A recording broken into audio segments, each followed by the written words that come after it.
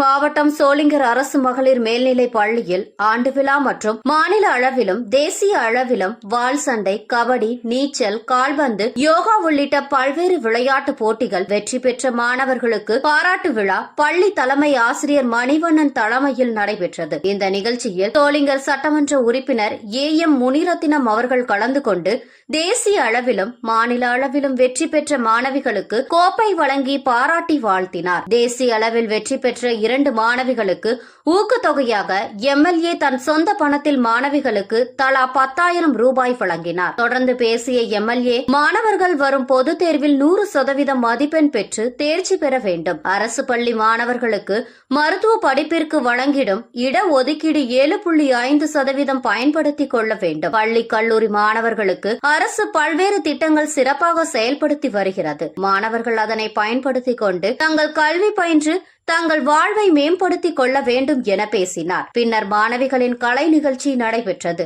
இதில் உள்ளாட்சி பிரதிநிதிகள், ஆசிரியர்கள் மற்றும் மாணவர்கள் உடன் இருந்தனர்.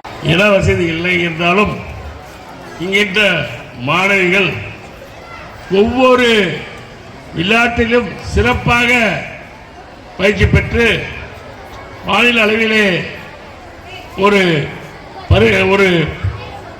போட்டியிலே தேர்வாகி என்று சொன்னால் அது தன்னுடைய இங்கிருக்கின்ற ஆசிரியருடைய கடின உழைப்பு தான் என்று சொல்வேன்.